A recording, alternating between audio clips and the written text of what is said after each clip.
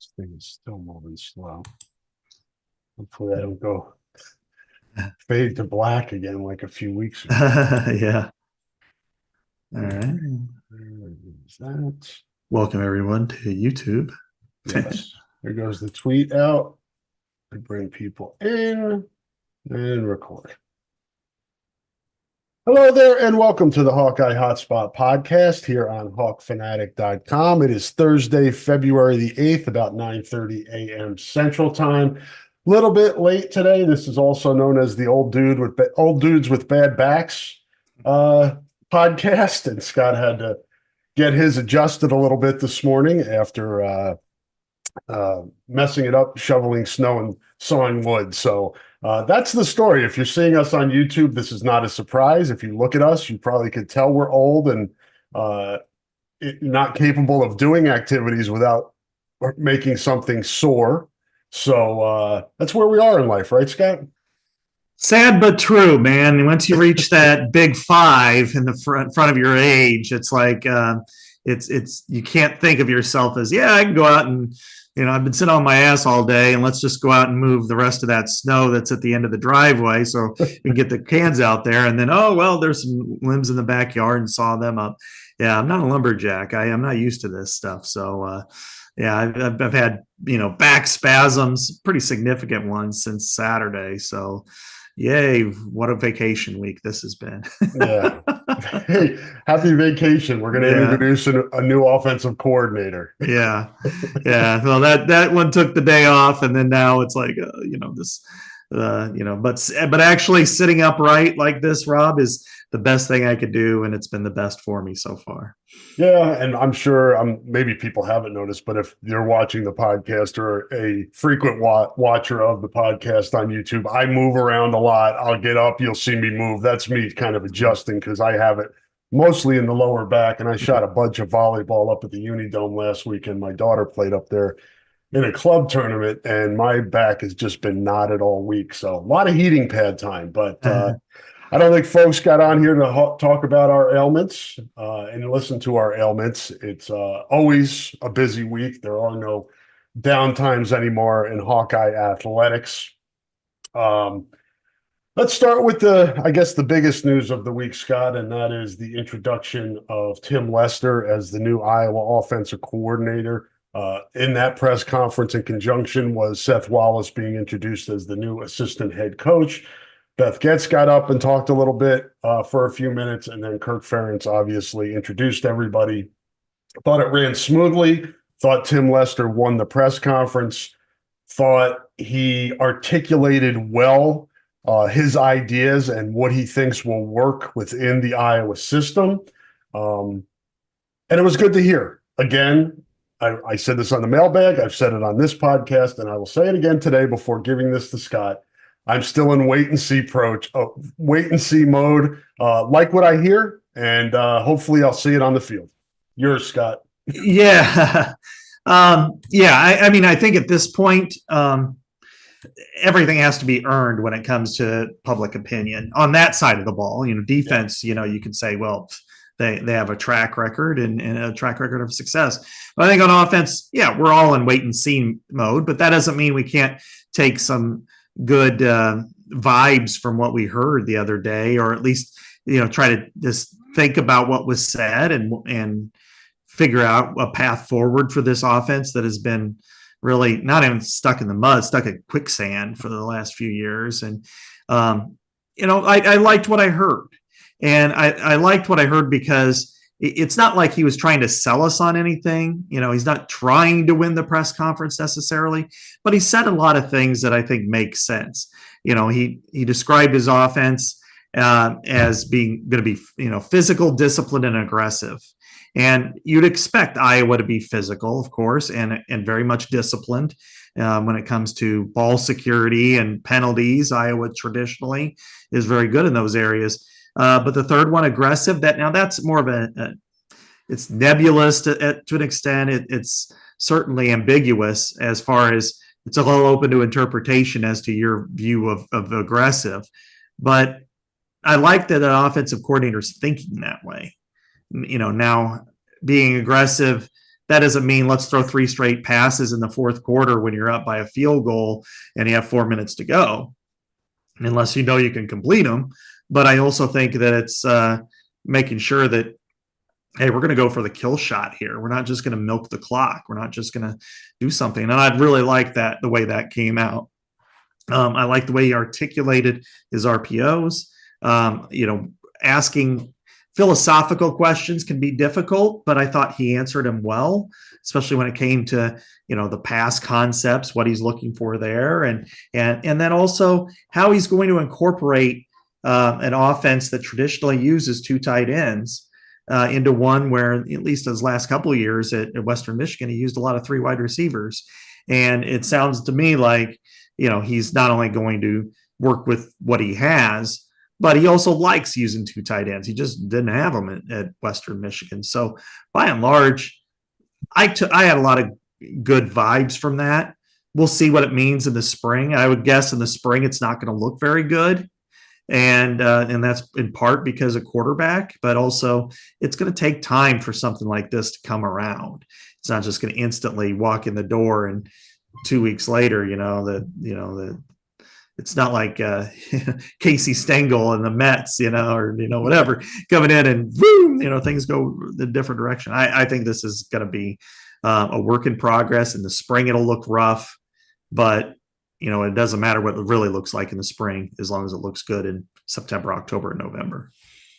Yeah, I'm with you. And to just echo your sentiment there, it didn't seem like he was trying to win the press conference. It was organic, and he seemed genuine in his beliefs and his ideas and his thought process. And I can see why he was chosen as the offensive coordinator. Now, was he the first choice? That's up for debate. We've all heard different things, and it doesn't matter because he is the guy in the seat now, and he's getting to work.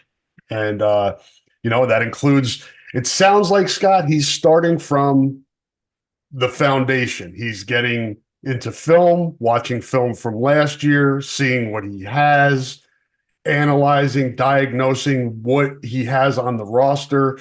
He'll probably look at some high school film of the guys coming in, all of that stuff. And this is a good time of year to do that as the guys are conditioning. The coaches have a lot of time for film work. Mm-hmm. Recruiting slows down now. Well, it never slows down, but they're not on the road. So he has time now before he actually gets, for lack of a better term, his hands on these guys when spring practice kicks off. Yeah. And I mean, he says he has 600 pages of plays and stuff like that. First of all, you're never going to go with that many. If you are, then you're an idiot. I mean, not even a Mike Martz can go with that in the NFL. It's too much and especially at the collegiate level. And frankly, Iowa would be better served this spring. There's 2 ideas of thought: give them everything or give them a couple things. I'm probably in the latter, give them some things to work on, but this is a perfect time for an installation. First of all, he's got to review everybody he's got: offensive line, tight ends.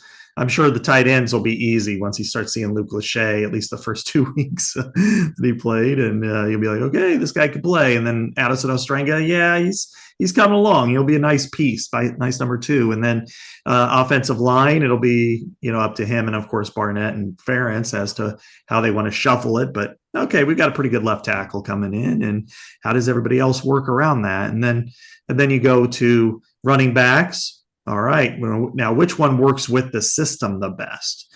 With the last system, it was, Williams was the one, that really, LaShawn Williams with the power game and the inside zone. And I don't expect that to change much with him. I mean, he's a good player, but maybe it means more Caleb Johnson. Maybe Jazz Patterson fits it better. Maybe Terrell Washington or, Kari Moulton, they have pieces, that's for him to investigate right now. And then comes the wide receivers, which they still don't have a coach officially. It should come in the next 2 weeks, but I would expect there to be, that's the position group where I think they can do a lot of revamping, how do you best utilize some guys and who might be good for this offense that wasn't either given a chance or wasn't good enough in the last one. We all look at Caleb Brown and think, okay, we want to see more of this guy. How? And how are you going to use him? That's going to be the fascinating part for me when it comes to moving forward. Yeah, and if there's any roster movement there at that position, what our guys that go through the spring say, I'm not a fit for this. Maybe one or two or more or not. We're trending towards, okay, I fit in Brian Ferentz's offense. I can kind of see myself matriculating to playing time and moving up the depth chart. Maybe they feel like they're not in that position there. And I get to this later, but it seems like linebacker might be a position where there could be some attrition and some scholarships opening after listening to Seth Wallace answer a question the other day. So we'll see what happens there. But I think I would be surprised, Scott, if they go into next season with only the current wide receivers on the roster right now. I think you have to at least add one or two experienced guys that, and that's not to take away from Seth Anderson or Caleb Brown, or other guys that are coming back that have had some time, but there's not a lot of experience on this team at that position. And maybe they're guys that we don't know about that are going to take big steps forward this spring, and that changes the way you hit the portal in May. But I think as things stand now, you've got to fortify that position. Yeah, I mean, that is the most difficult spot right now is wide receiver. And you look at, who do they have? And I tried to lay out some sort of a depth chart based on what Iowa has. And I would say right now, Caleb Brown is the only one that's played a lot, and that's only been 3 or 4 games because he didn't play much early in the year. In fact, we all thought, okay, this guy's gone. Seth Anderson played a lot early, kind of less so late. But maybe this might be more of a second chance for him, because it looked like at first he was going to be a big role player, and then all of a sudden it was like, what happened? And then Jacob Bostic, got to see some snaps for the first time in his career, but 2 of the heaviest use guys are gone. Nico Ragaini, after 6 years, he's out, and finally, and then then you have Deontay Vines, and whether he ends up at UConn or Pitt, I'm not sure which one, but he's transferring out. So then you're looking at a bunch of true freshmen. Jarriett Bowie played a little bit, but not much. Howard and Moda didn't play at all. You got guys like, KJ Parker coming in, but then there's also some white walk-ons who have played some that might have a better opportunity to see action. Caden Weegan, probably, Alec Wick, so it's kind of an open book, but as you said, Rob, I think they've got to consider adding something here because, and maybe they'll get lucky like they did with Charlie Jones or, Oliver Martin that, year or whatever. But, this is an area where I would be concerned if this was, unless somebody makes major strides over the spring to roll this out, it's going to be tough to advance the ball through the air, more than just a little bit this year. I would imagine Tim has also got some relationships. I mean, he's only been out of college 1 year, so he could have some guys in mind at that position. He developed them at Western Michigan. He's done well in developing wide receivers and within his program. So he could have some guys in mind out there that might fit in. So that could be, he could have a leg up in that area as well. One thing I thought was interesting, and Pat Hardy, who owns Hawk Fanatic, has been on this track for years about the mobile quarterbacks, and asked him about that the other day. And I thought it was a good answer. Yeah. You of course want a guy that can move around, but I think in this offense, he's right. You have to have a guy who's efficient, a guy who can make the throws. That's the most important thing. And then if he can move around, all the better. So I think that fits. It's not a guy coming in saying, I need a guy who can, run read option or something like that. This guy is, you know, I think he can work with different types of quarterbacks, and that's what he has on the roster, guys with different skill sets. I think he can see the value in each guy and then find the best guy that works and a guy who fits the best. And we all know that Cade's the guy with the upper hand now, but there's some uncertainty there. He's coming off another knee injury after being out the previous year with a leg injury and surgery. So you have to have an open mind about what else is available there. And I love the fact that he's coached quarterbacks before. Of all the things, that to me is the most attractive thing about him. Yeah, for sure. And the other thing that I love is that he's going to be in the booth.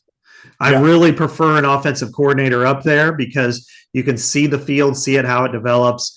And what he said, you know, we kind of remove the emotion of that you get on the sideline. I thought that was, you know, we know why Brian Ferentz was kicked off out of the booth and downstairs, and that's frankly a sign of immaturity. I mean, you know, what's the reason? It's not that he's better at it on the field. It's that, you know, he couldn't control himself.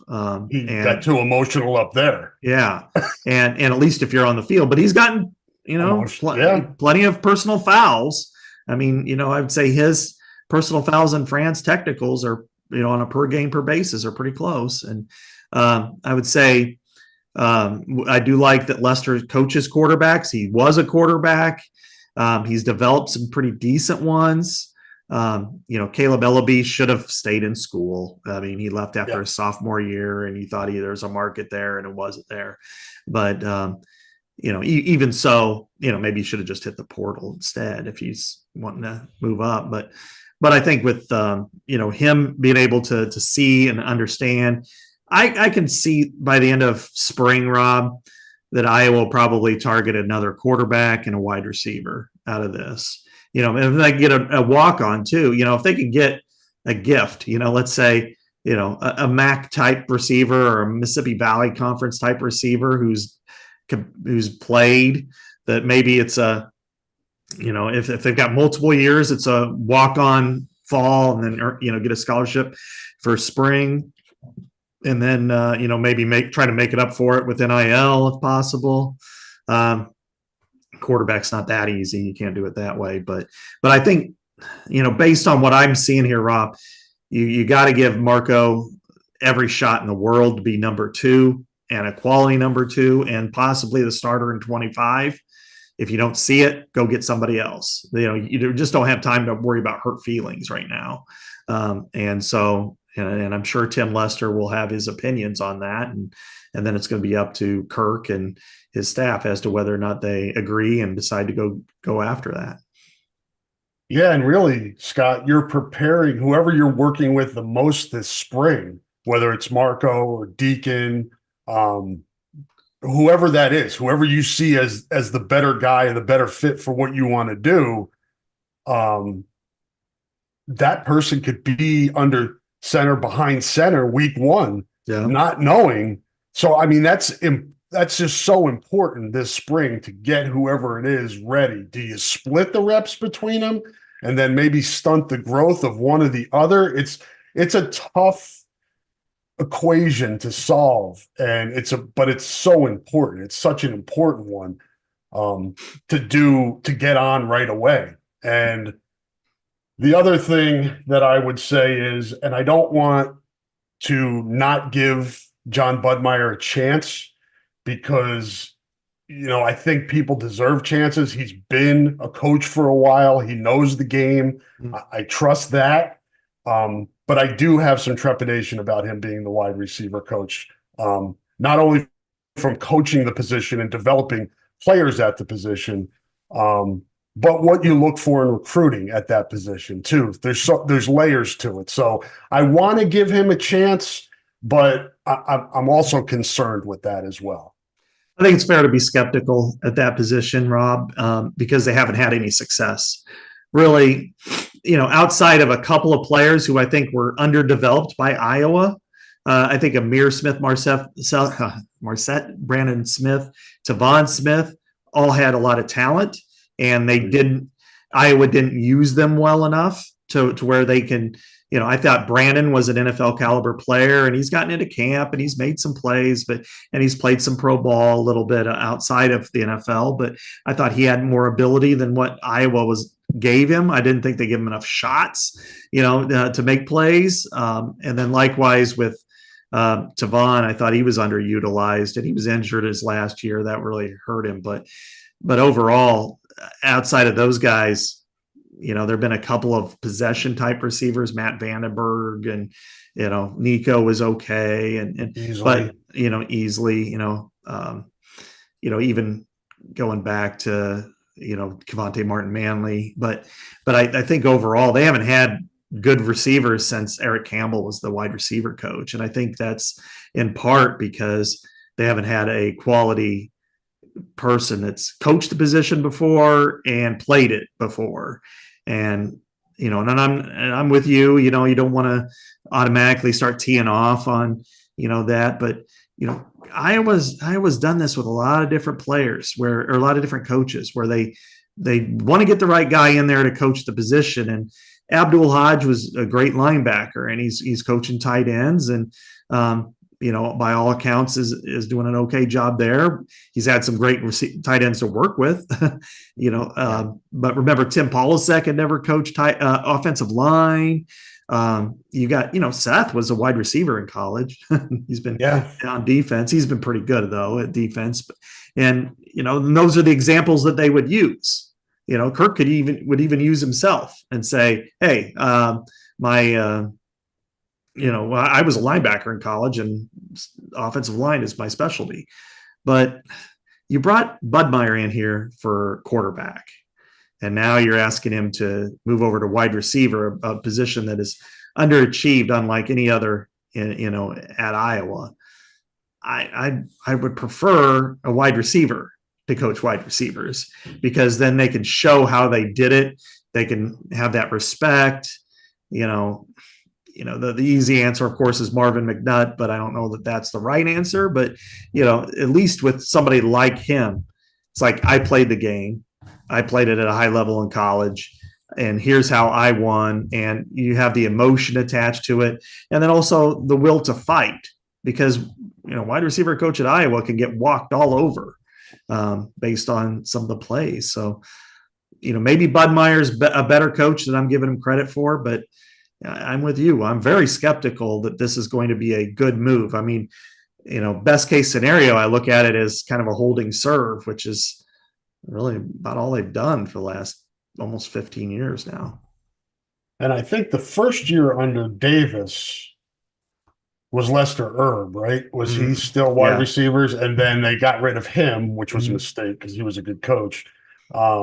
And brought in Bobby Kennedy because that's who Greg Davis wanted. Maybe that's the situation here. They're going to give Bud Meyer a 1-year, audition, so to speak. But I think that's the wrong way to go about it. I think you go on the front end and say, who's the best guy for this position?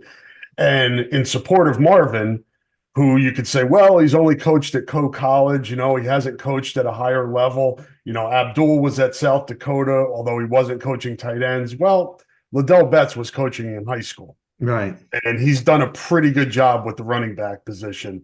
To me, if you're looking for, evidence that Marvin could work, Liddell is the shining example of that. A guy who played the position, understands what Iowa wants from that position. Marvin is the same. That's the same scenario with him. Well, exactly. And that's what makes this kind of frustrating. You look at even Kelton Copeland, he was more of a coached running backs, and never did it at a level higher than Northern Illinois before he came here, and he was given every opportunity to succeed, and frankly just did not. That position group did not, so it's on him. And Iowa needed something different, and what you need is somebody who's done it before to work with the quarterbacks coach, and the offensive coordinator who's the same person, Tim Lester, and also have somebody that the receivers can believe in. And and part of the reason with like Marvin is Amir and Brandon went to him. they asked him to help. And I remember talking to both of them, and Brandon developed a really close relationship with him. And Amir was like, you go into our office and you see his numbers and you see his picture on the wall, and he that earns you respect right away. And that's the type of thing that I think is really important. And I know teacher, whatever, that to me it's good, of course, but that's sometimes you just need to go and let's get the best wide receiver coach for the wide receivers, because it's a position that, again, is underachieved, unlike any other on this team. Yeah, I mean, he trained Cavante Martin-Manley. Oliver Martin worked with him. You mentioned Amir and Brandon. I mean, so he's had that's the one-on-one training with wide receivers. So that's development. Yeah. And then the knowledge, the institutional knowledge of Iowa's program, what they want from that position, blocking, technique, things like that. He's done it all. But I don't want to dump on Budmeyer. I want to give him a chance. It's the one for me that's like, is this going to work? Yeah. Yeah. Because I look at Tim Lester and I think, I think he's the right guy for the job. Now, we'll know at certain times in the season, what's going to happen on 3rd and 4 against Iowa State, and what happens when they go against Wisconsin, and and all that kind of. But that remains to be seen. I mean, I do think he deserves a honeymoon of sorts, but I think when you look at Budmeyer, he was brought in to work with quarterbacks. They made him kind of the quarterback guru, and he had a great relationship with Cade, and then he had and he's kind of the one installing the passing type of situations. And, Deacon Hill came here because of him. And that track record is not real good right now. And maybe it's not necessarily his fault, because, Deacon was a guy that they needed to bring in, because they didn't develop Joe Labus, and they needed somebody to replace Carson May and Alex Padilla. So, a lot of guys have exited. Yes. And those two position groups have been the worst on the team for a long, long time. And so, okay, so you got him here. Now what? So would he be better off being an analyst, working with them again, and then bringing in a wide receiver coach? That would be my vote. But, the life doesn't work that way, because then we're playing fantasy football. But Kirk's been awfully loyal to him. And now it's time to see, why is he going to be loyal to him?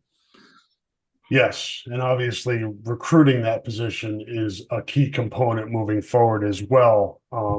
I understand at Iowa, you need to develop players at most positions, but you got to get guys that are maybe at that position more ready to go when they get here, or closer to being ready to go. You start going 2-3 years down the road in development. And it's great if you have guys like Brandon and Amir who make it all the way through, and there are guys behind them coming up. But when it's a large group of guys that are developing at the same time, you don't want to be in that position, because then you've got nobody to help. Right. And think about it, Rob, though, back in 2021, they had an ideal situation. We didn't recognize it at the time, but they had a lot of injuries, so we'll cut them some slack. And of course, in 2022, they were just a wasteland in that way. But when you had Charlie Jones, and you had, Keegan Johnson showed a lot of promise. Arlen Bruce played a lot. He was kind of stagnant, but they're both freshmen. And then you saw Brody Brecht, and he flashed a little bit. And Nico was still playing. They had the opportunity there to take that position and take it to the next level, and they fell flat. They're 3 top, out of that 5-man group, 4 left. Brody went for baseball. We know that was going to happen. We knew that was going to happen. But the other 3 transferred, and one's in the NFL, and one's going to the Canadian Football League, because he had to. But and then Keegan had a decent year, not a great year, but a decent year at Kansas State. So. But when you have that kind of attrition over and over and over and over again, and they have, because since 2012, only 5 have run the full race out of 24 freshmen recruited. That's a look in the mirror and say, what are we doing wrong? and we've got to fix this, because even if you have mediocre wide receivers, if you can get them to the end of the race, that's a hell of a lot better than letting good ones and mediocre ones leave. And my fear is that there's going to probably be a couple more that end up leaving, and then you hope you get as much as you can out of somebody like Caden Weegan, which would be great, but he's been a walk-on for 2 years. So you got to make sure you're giving your scholarship guys scholarships for a reason. Make sure that they step up. Yeah, the attrition is alarming. Recent history at that position is alarming. And you just got to stabilize the position. You really do. And if you need, and I like Caden Weegan. I think he's dangerous with the ball in his hands. And I think he can be used in different ways to maximize his skill set, kind of like Caleb Brown. And that's hopefully one of the traits of Tim Lester, that he puts guys in position to make plays and get the most out of them. He talked about doing that the other day. Hopefully he's able to follow through on that. He talked about the complementary football, Scott. It's our favorite term around here, complementary football. It's easy to kind of say, okay, what is complementary football? Well, it's the offense, the defense, and the special teams all working together to get the best product.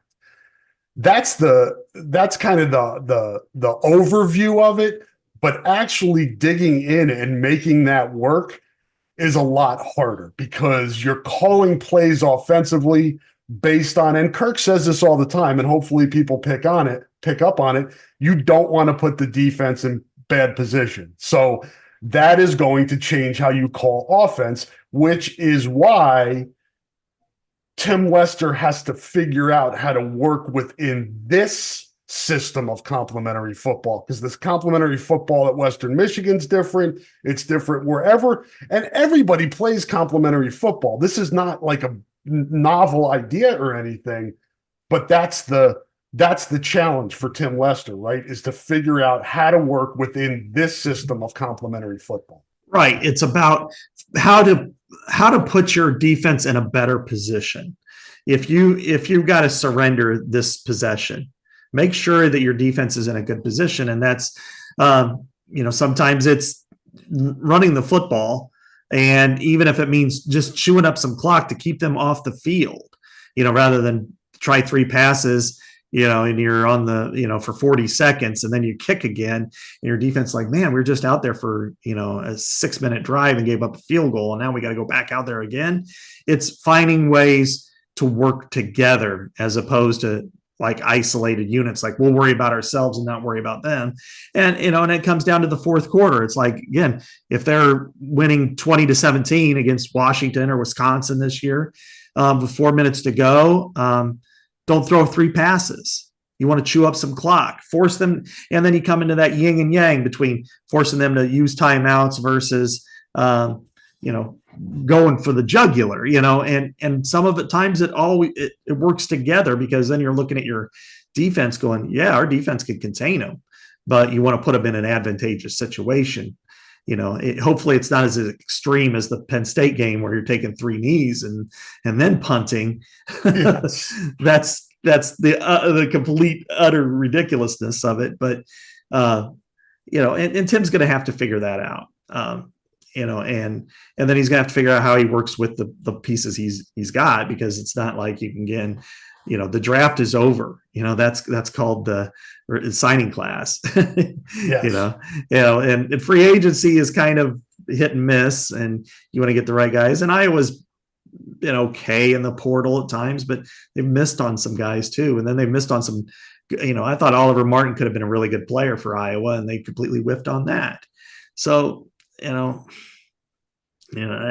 know. I think right now, it's figuring out what works well. I will say this, though, that the offensive line looks a lot healthier this year than it did since probably 2020, when they had Alaric Jackson and Mark Kallenberger and Tyler Linderbaum and, some of those guys out there. That looks a lot better now than it did then. That's for sure. Yeah, I feel optimistic about tight end, obviously. Mm-hmm. Running back, I think we've seen three guys that are capable of producing there, and I think there are more behind those three. And then I feel better about the offensive line. I still want to see it come together in actuality. I think the pieces are there. But again, a wait and see approach with that unit. But I do feel encouraged by what's happened this offseason and the experience that comes back. Switch gears to the Seth Wallace portion of the press conference, Scott. It could be me. Maybe I'm off on this, but I know he's not going to come out and say he's working towards becoming a head coach, or that's the path that he wants to be on. But I think you kind of, when you listen to him, when you see how he carries himself, I think that's a goal of his. And I think Kirk sees him as a potential successor in this program, which is why one of the reasons I think he made him assistant head coach. Because whenever this ends for Kirk, it's going to be, who are the candidates?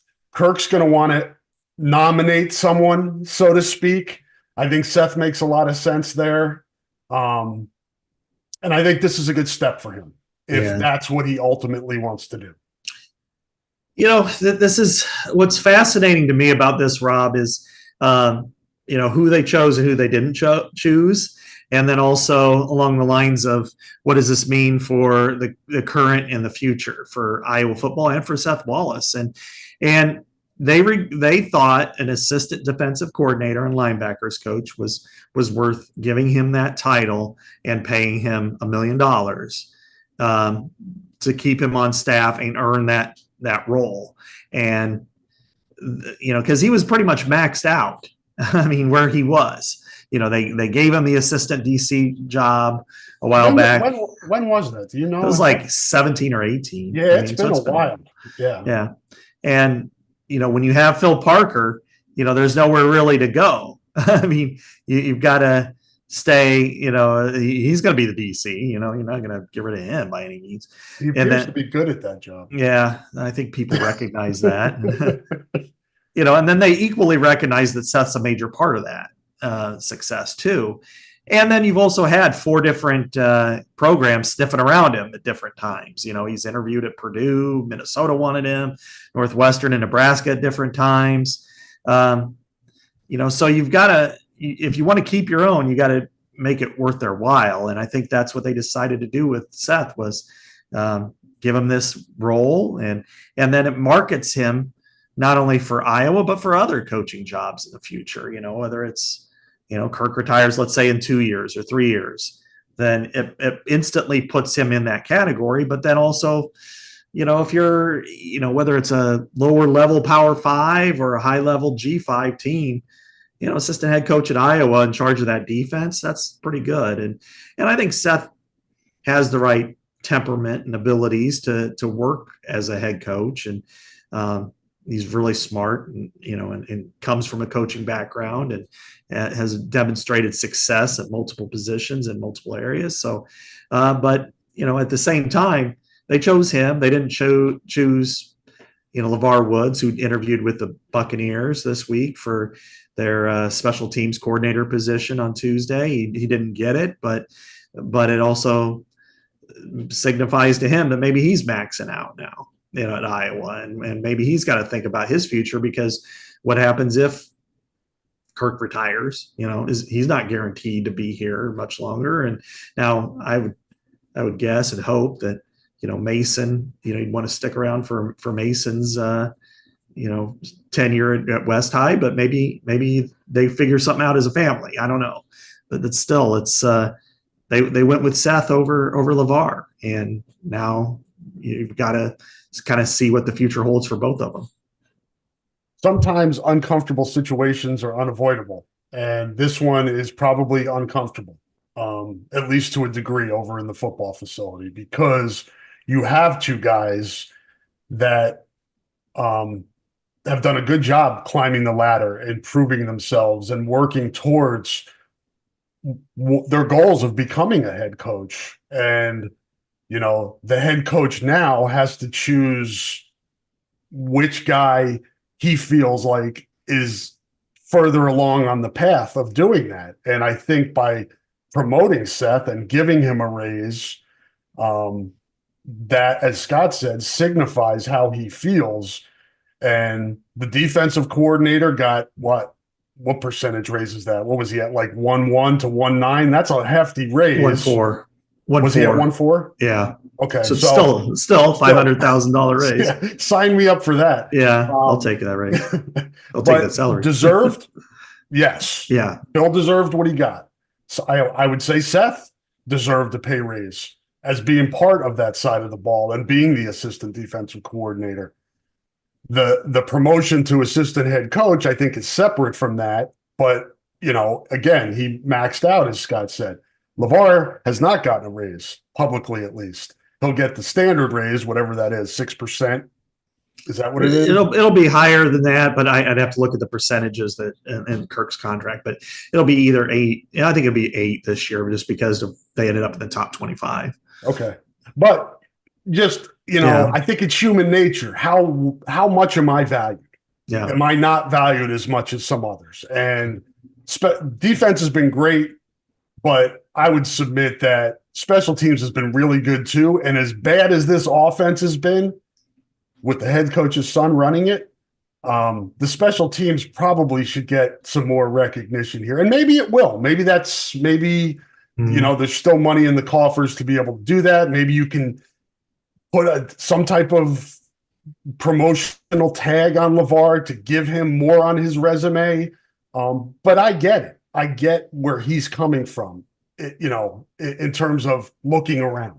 Yeah. It's just at some point, it's understandable. You didn't get the promotion. And no matter where you are, and somebody else did, and now you've got to understand, where do I fit in this world? Am I happy in my current job, or do I deserve more, or should I just look around and see what's out there, and and maybe realize that I'd really like it best here? I don't know. That's up for him to decide.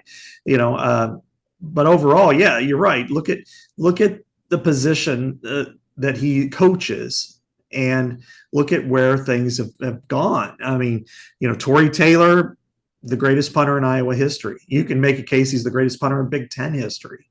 Being a 2-time FWAA first-team All-American. Multiple times he's been the Big Ten punter of the year. He's going to get drafted, which doesn't happen to punters every day. And then you look at, Keith Duncan was a first-team All-American, consensus All-American. You look at Drew Stevens has a pretty good resume coming up. Even Caleb Shudak.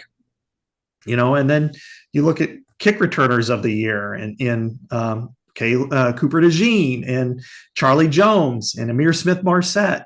So Iowa's special teams, and remember what it was like not that long ago, before LeVar took over, and how they got depantsed all the time on onside kicks and fake punts, and 10 years ago. Remember how bad that was? It seemed like every other week they were getting depantsed somewhere, and then they stopped it against Nebraska because they just made it look ridiculous. So yeah, LeVar has earned his rights to get a raise too, and get some company plaudits. Now, how much money is in that tank, right, for everybody? That's another question. That's a Beth Getz question. But I will say, and I think Iowa has recognized for a long, long time, that if you're not in the arms race, the only thing worse than that is being out of it, right. You're in it or you're out of it. And in this day and age, you got to be in it. And if you're Iowa football, you've got to be in it. And if that means other sports suffer, other parts of your organization suffer a little bit, they're going to have to, because football is number 1, 2, and 3. Yeah. And LeVar did, give Kirk credit for giving the special teams over to him. And then he's done a good job of, as you said, rebuilding it from, where they were.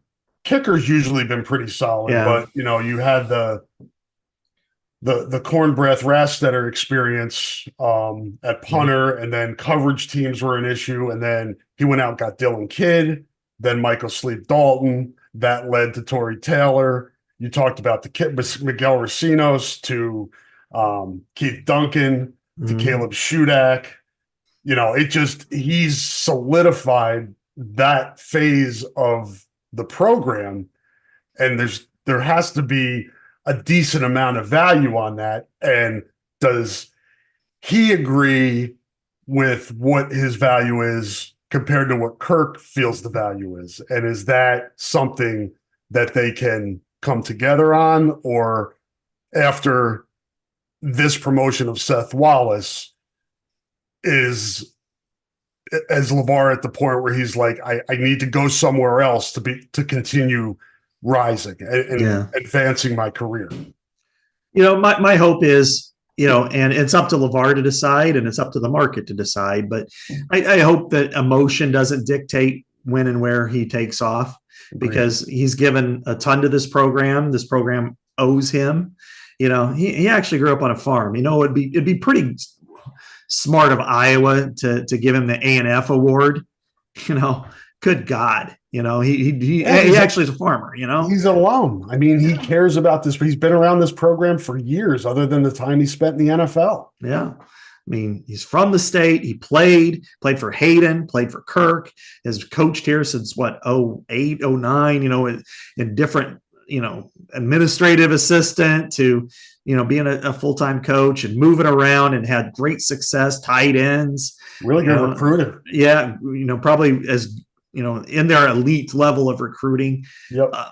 You don't want to lose that. And so I would think that it would be wise for Iowa to recognize him.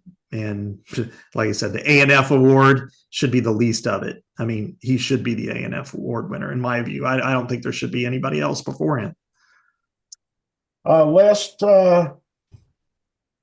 nugget on football before we take a break and hit up some winter sports. Big junior day this past weekend at Iowa.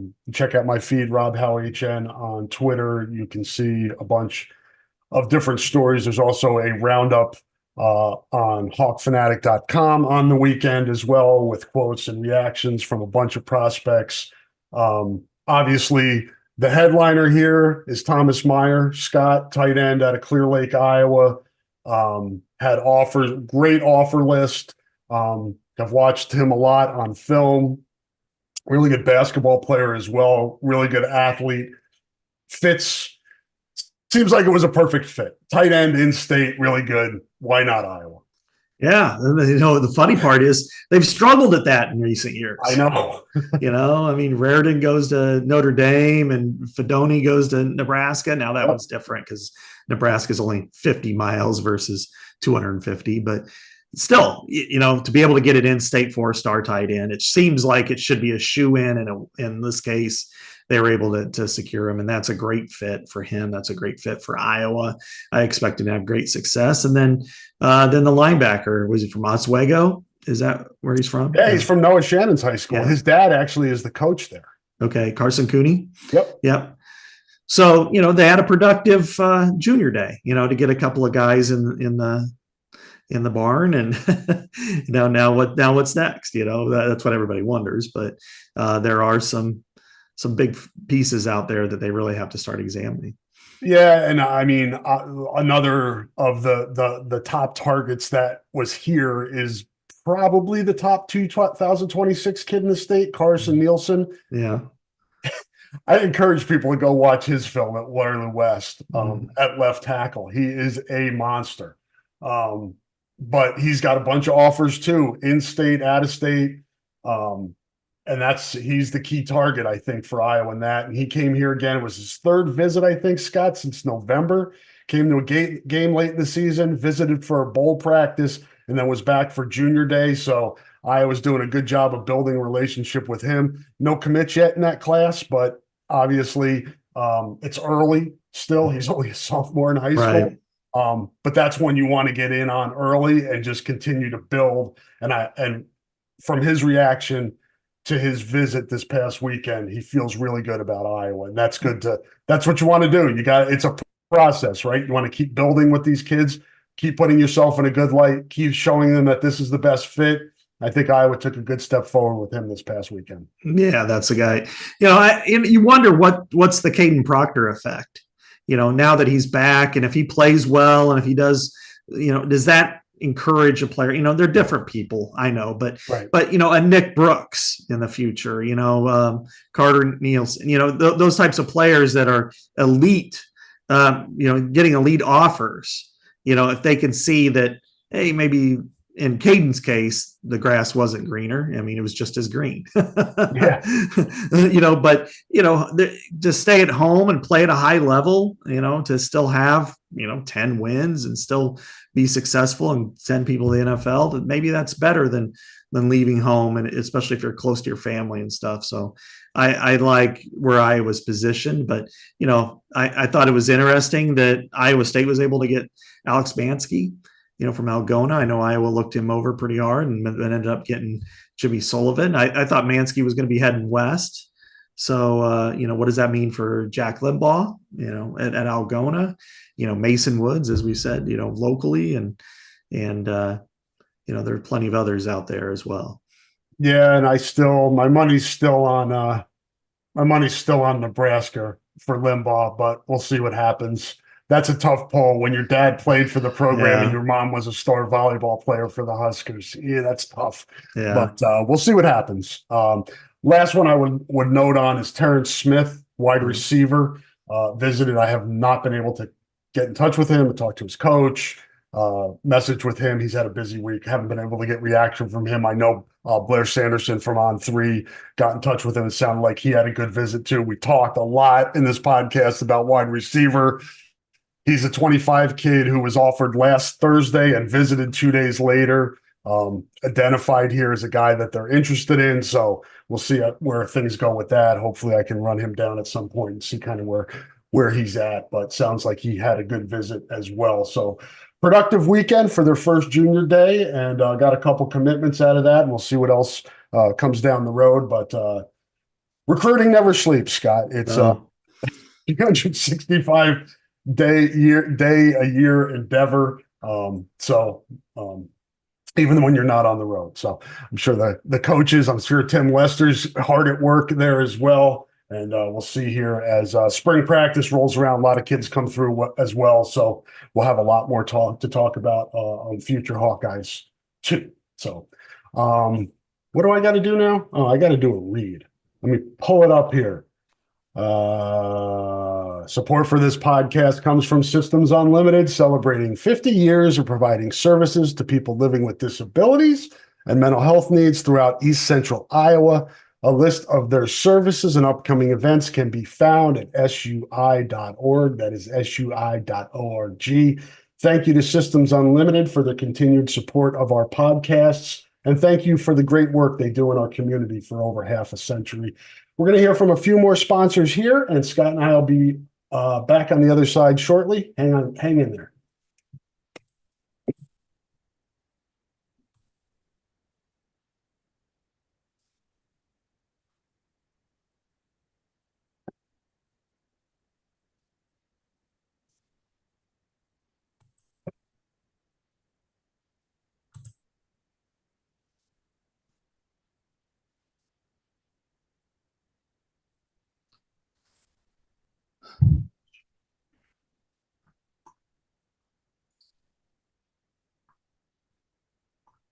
We're back here on the Hawkeye Hotspot podcast. Going to turn our attention now to some men's and women's hoops and some wrestling, Scott. But one more note on the recruiting.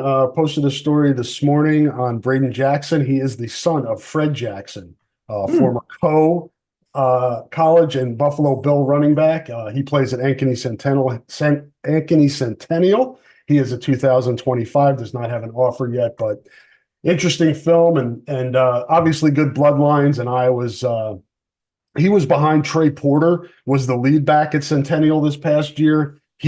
Trey's going to Northern Illinois. So Braden was kind of a secondary back, but he still caught 31 passes. He's a really dynamic, multi-faceted running back. So interested to see where his recruitment goes. And obviously, as I said, he's got pretty good bloodlines. Fred was a fun back to watch.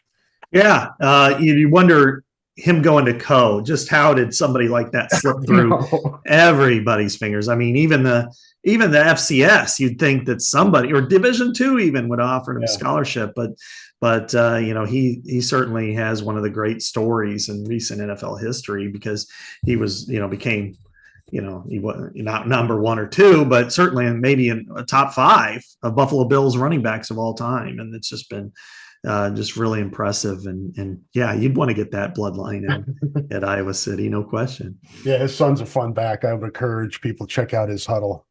Definitely electric type running back, and looking forward to seeing what he does his senior season when he is the number one guy on the depth chart.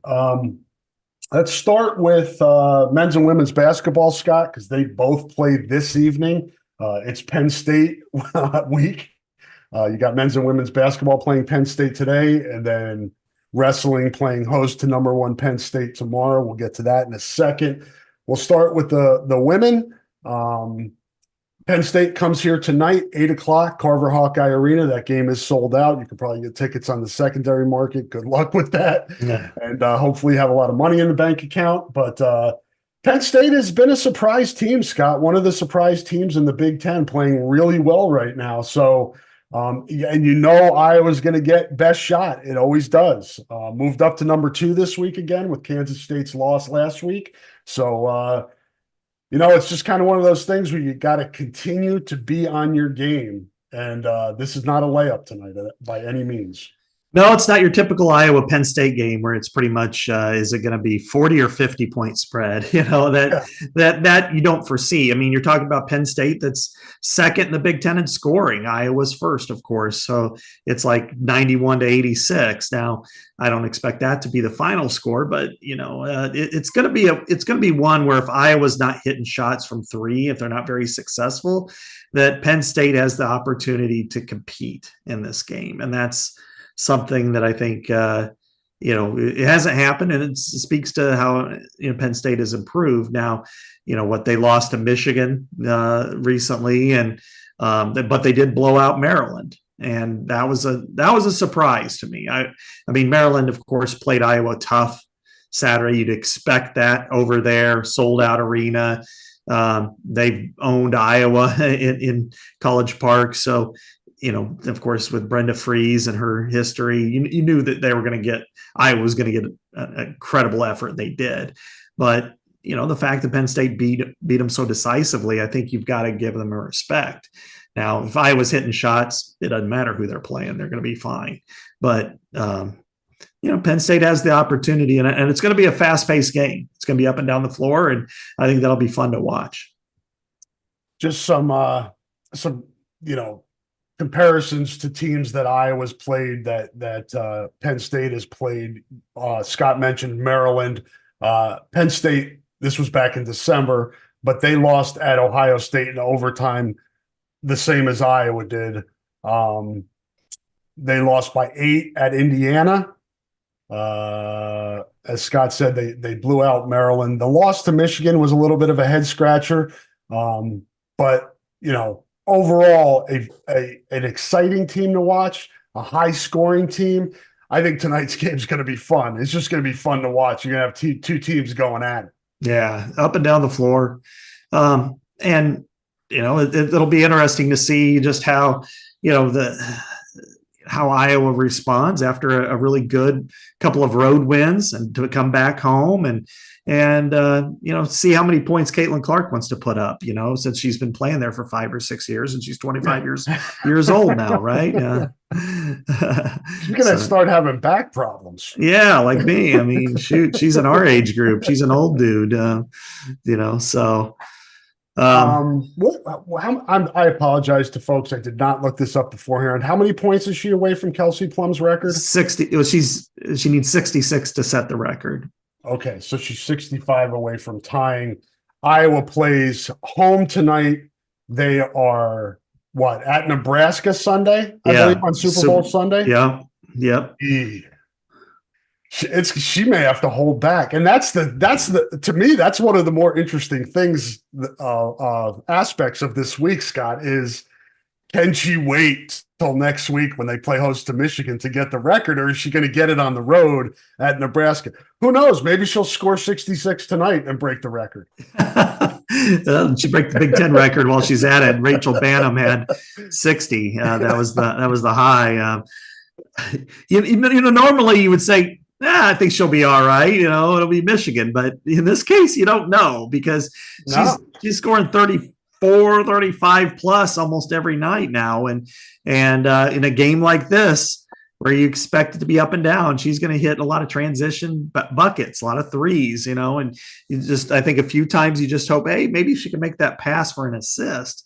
You'd rather see her get a 28-point performance with 12 assists rather than 34 with 6 assists or something. So I think this is, and that's the thing about Nebraska. I mean, she could have her own thoughts on Super Bowl Sunday. Maybe she wants to break it at Nebraska because they haven't figured out a way to slow her down. And the way Nebraska's fans have kind of come after her, she may want to just throw it in their face. But then I also look at it from Iowa's perspective is, yeah, you might want to do that at home. And if you do it on Super Bowl Sunday, unfortunately, it's going to be a footnote.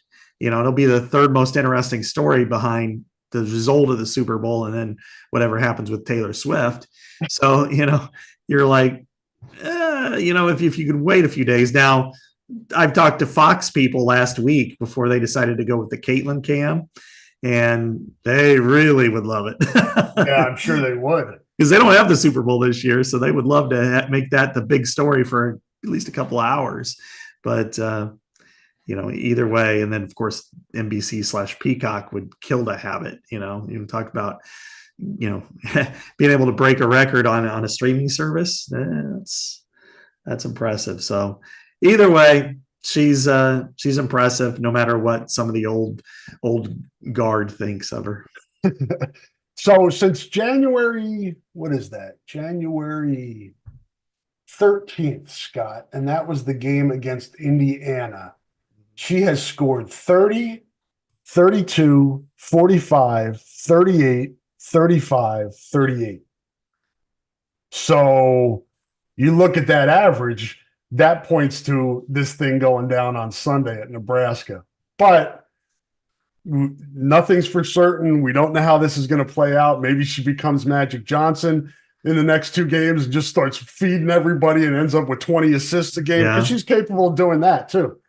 Yeah, you never know with her. I mean, and that's the impressive part, and one thing you just, you hope that if you're cheering for Iowa, that, she goes out, she has a 30-point game tonight, maybe a 30-point game at Nebraska. And in the fourth quarter against Nebraska, they're up so big that Taylor McCabe can take advantage of the situation since she's a Nebraska native and go out and do some big things, and then saves a little bit of time, an opportunity to do it in front of her own crowd. But she's also very competitive, and I don't know that she's going to willingly go over there and say, especially if it's a close game, then forget it. She's going to play the situation. It's just fun for us to speculate about. Yeah, and if she could drop a 50 burger on Nebraska, she's gonna do it. Whether it spoils the home celebration of her breaking the record or not. So that's tonight, 8:00, Carver Hawkeye Arena. Huge game for the men tonight, Scott. They've been win one, lose one, can't get over the hump. They have not been over 500 this year. They're 1 game under now, 5-6, the same record as Penn State has. You and I have covered games at Penn State. It's like a funeral. It's very quiet. You have to make your own energy. I know they've done a little bit better with attendance this year, but I'm not sure how much of a draw a 5-6 Iowa team's going to be. At Bryce Jordan on a Thursday night. But you never know. But this is a huge game for Iowa. It's a winnable game. Iowa gave up that home loss, has that home loss to Michigan, although Michigan came back, got a big win the other night or last night. Last night. Wisconsin. This is a goofy league this year with weird stuff happening. Michigan State loses to Minnesota. Minnesota's playing well now, and that's the team that Iowa beat on the road, who comes here on Sunday. This is a huge 2-game stretch for the Hawkeyes, Scott. 2 wins here, 2 winnable games, get you over 500 for the first time this year, then you're back in the bubble discussion. Yeah, and we've been through this. Like, I thought they blew an opportunity within the last couple of weeks. The Maryland game in particular, and Indiana last week. Yeah. Against two teams that they are in the same position as, which are bubblicious teams. But the next two are incredible for them. I mean, in the same breath. I mean, Penn State and Iowa are both 5-6. Minnesota's 6-5. This is the neighborhood that you're living in this year. You've got to win those games. And they played one of their better games up in the Twin Cities earlier this year when they beat Minnesota. They were 0-3 in the Big Ten, and they went up and played really well. But I think right now they've got to do the same thing these next two games. And as you know, with Penn State, it's the environment is unlike any other in the Big Ten, and I don't mean that in a kind way. I mean, kind of like sleepy. Yeah. It's just kind of like you're ready to take a nap. You feel like you just kind of lay down, take a nap.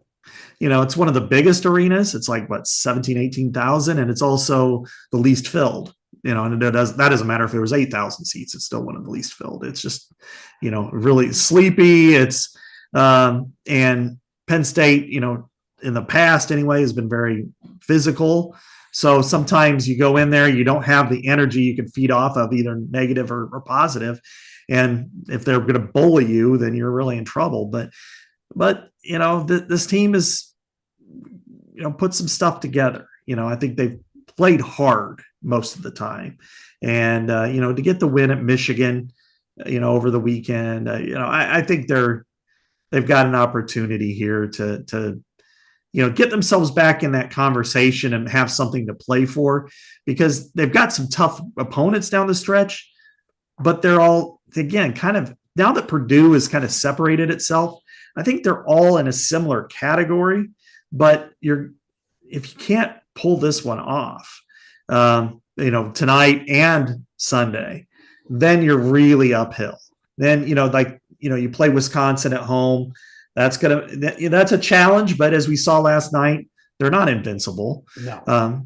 Northwestern is a very good team. I think probably the second best team in the league, but Boo Buie is going to be a major headache for Iowa, but they're beatable. Michigan State is the most underachieving team in the league. They're beatable. I mean, so they've got opportunities, but they've got to take advantage of them, and they haven't put together much of a run other than, when they were down 0-3. So I think overall, tonight is a pivotal night for Iowa, because if you go 5-7 and Penn State goes up to 6-6, then, you've already got two losses to teams below you.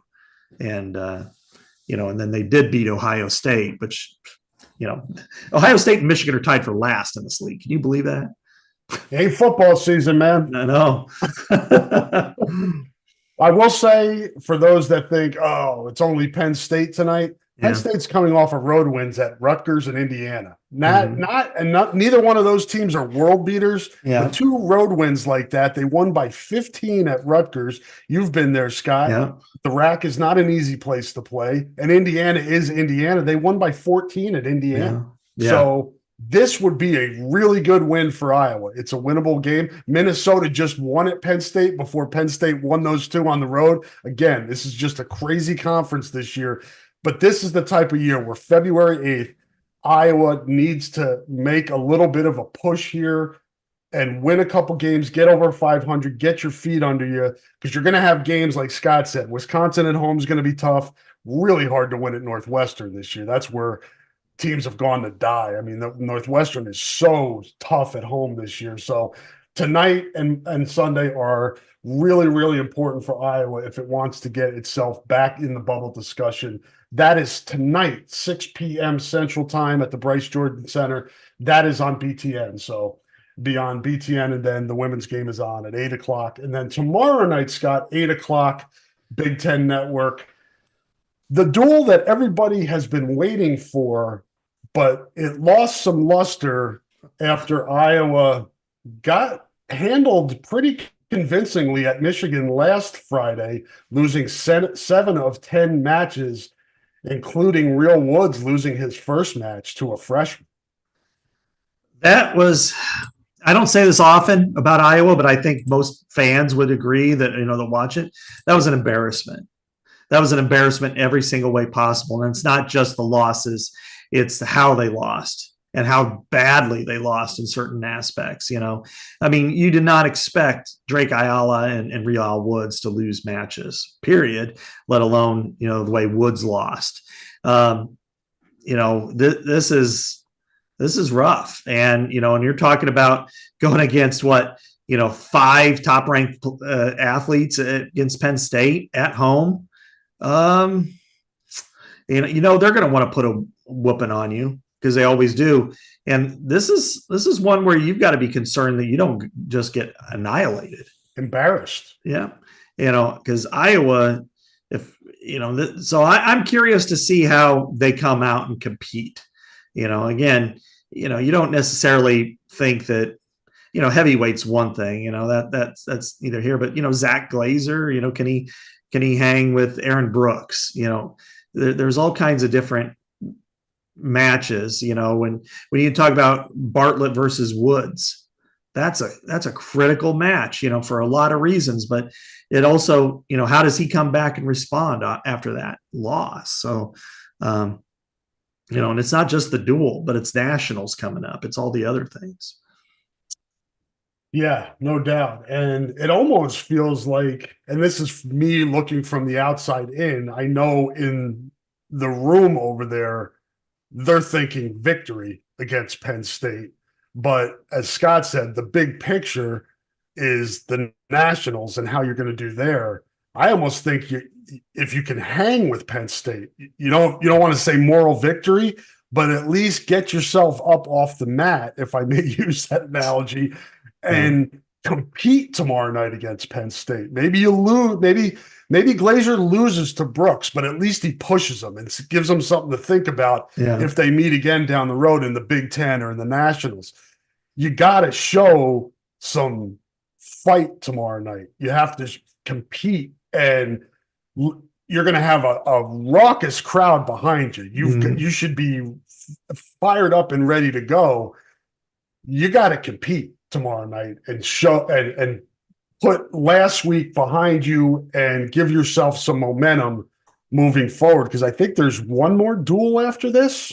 Let me see here. I think they have Oklahoma State left. Yeah, Wisconsin at home. Okay, Wisconsin at home, and then at Oklahoma State. So we're getting down to the wire here, and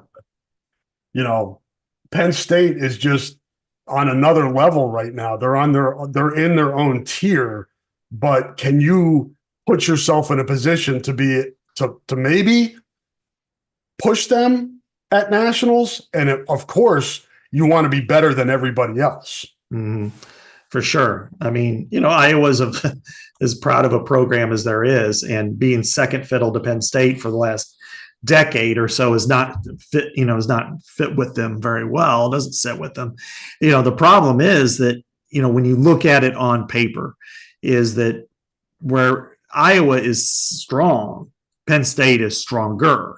They have 5 top ranked guys and they're playing. That's crazy. Yeah, and then they even have take Bartlett, and at 41, Bo Bartlett. That's where Woods is. He's number 2. So you got a 1 versus 2 match, but that's you're not going up against the sub freshman that they're just going to throw on the mat, and you might be able to get a major. But Iowa's got to do a better job of scoring in the matches where it's got an advantage. And I don't know, they're going to have many. What are they going to do with against Kirkvallette? Are they going to throw Ben Keeter out there? Maybe they do. Maybe it's sink or swim. Let's let it go.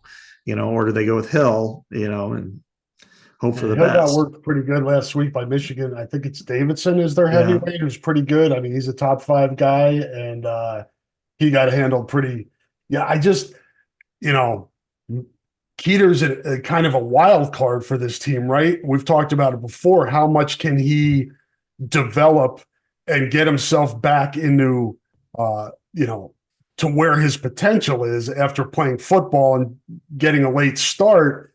It's hard to know where he is now. He's wrestled twice. He had the first match at home against Minnesota, where he got to a fast start and kind of hung on. You could tell that from a conditioning standpoint, he still needed some work. Then he came back and got a 45-second pin at Northwestern. Those are the two times we've seen him.